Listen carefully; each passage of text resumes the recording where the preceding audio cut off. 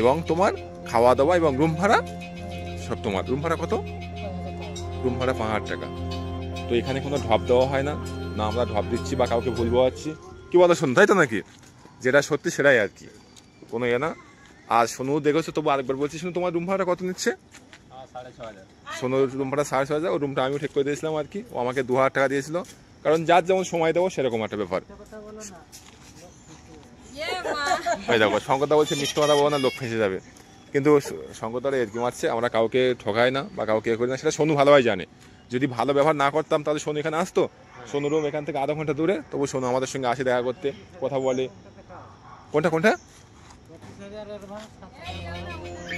ও ওই সাইডে আবার 25,000 রুম একটা আছে, তো ওরা ওদের একটু জল ফল, এখনো রুম খালি আছে আর কি, দুটো রুম খালি আছে। 25,000 টাকা। ওটা কত ভাড়া কত? ও 6,500 টাকা ভাড়া এবং 25,000 টাকা অ্যাডভান্স। আর শুনুন তোমার কত নিয়েছিল ওরা? আমার 15,000 টাকা। শুভ সকাল বন্ধুরা, সবাই কেমন আছে? আশা করছি সবাই খুব ভালো আছে। আমি শঙ্কর তোমাদের সাথে। বন্ধুরা আজকে ভিডিওটা শুধু এই সব জায়গায় দেখাবো আমি, এই জায়গা বলছি আর কি, যেসব মানুষের কাজে ঢোকাইছি আমি, তো তাদের একজন এসছে আর কি দেখা করতে। তো তার মুখে শুনে নাও যে কত টাকা পেমেন্ট পাই এবং কী কাজ।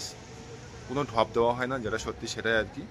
তোমরা হয়তো অনেক কিছু মনে ভেবে নাও আর কি, যে রুম পাচ্ছি না বা এ করছি না, রুম মিথ্যা কথা বলছি, রুম পাওয়া যাচ্ছে না বলে বলছি, রুম পাওয়া যাচ্ছে না এখন, যেহেতু এটা পুজোর সময়, বোনাস টাইম আর কি।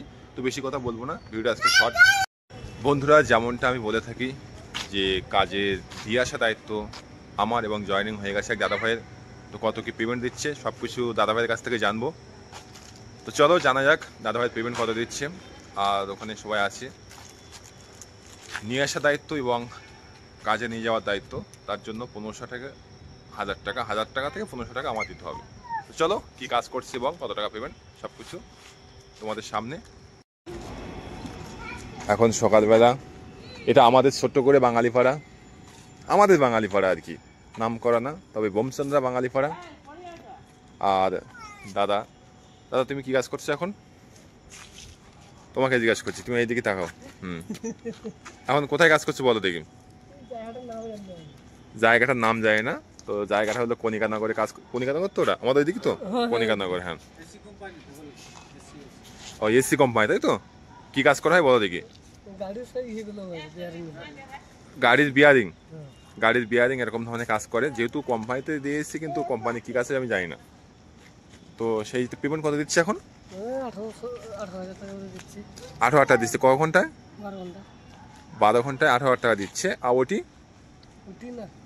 ওটি ও 7টা থেকে 7টা পর্যন্ত 12 ঘন্টা। তারপরে ওটি করা আর মন চায় না, এমনি 12 ঘন্টা যে ডিউটি। আর রবিবার দিন করে, মানে সানডে করে, সানডে ছুটি থাকে, যদি কাজ হয় তখন ওটি হবে, ওটি হবে আর কি। খাওয়া দাওয়া, খাওয়া দাওয়া দাদার, কারণ ব্যাগেই আছে খাওয়া, তাই তো নাকি? এক্ষুনি ডিউটি যাচ্ছে, তো ভাবলাম যে একটা ভিডিও শ্যুট করি আর কি, তো সেই কারণে শ্যুট করছি। এবং তোমার খাওয়া দাওয়া এবং রুম ভাড়া সব তোমার। রুম ভাড়া কত? রুম ভাড়া 5,000 টাকা। তো এখানে কোনো ঢপ দেওয়া হয় না, না আমরা ঢপ দিচ্ছি বা কাউকে ভুল বোঝাচ্ছি, কি বলো শোনো, তাই তো নাকি? যেটা সত্যি সেটাই আর কি, কোনো ইয়ে না।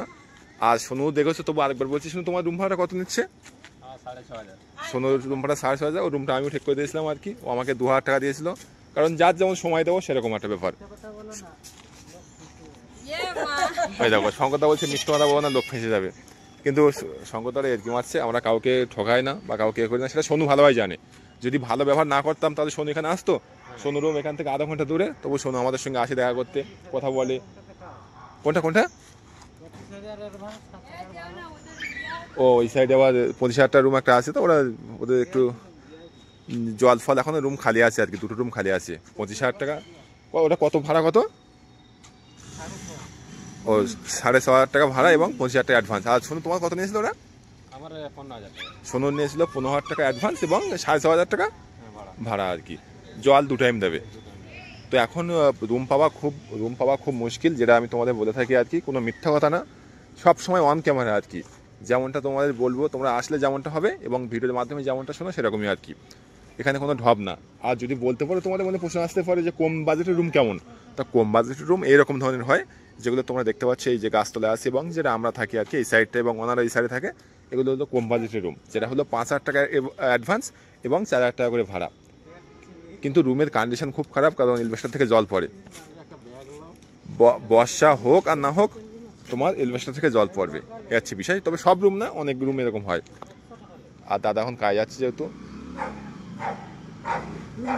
দেখো সংসার কাকে বলে, দেখো ব্যাগ ছেড়ে গেছে তবু এই ব্যাগ নিয়ে যাওয়া যাবে, তবু কাজে নিয়ে যাচ্ছে। এটাকেই সংসার বলে আর কি। টাকা কীভাবে জমাতে হয় আর কি, সঞ্চয় করতে হয়। দেখো ব্যাগের সেটপিন মারা আছে, তাহলে কতটা সংসারের জীবন আমাদের কীভাবে কী করতে হয়।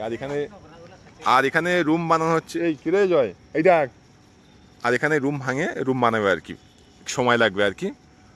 আর দেখবো কোথায় কী রুম পাওয়া যাচ্ছে আর কি। তো আজকে এই পর্যন্ত, চলো সামনে এসে কথা বলি সবাই মিলে। চলো দাদাকে কাজে আবার জয়েনিং করাবো অন্য এক জায়গায় আর কি।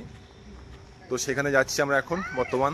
তো ভিডিওটা এখানে শেষ করছি। সবাই ভালো থেকো, সুস্থ থেকো। আমার সঙ্গে সোনু আছে, সোনুর ইউটিউব চ্যানেল খুলবে একটা, তো সেটা পরে আমি তোমাদের কমেন্ট বক্সে লিঙ্ক দিয়ে দেবো আর কি, কোনো চিন্তার কোনো কারণ নেই। তো চলো দেখা হচ্ছে অন্য কোনো ভিডিওতে, আজকে এই পর্যন্ত, টাটা।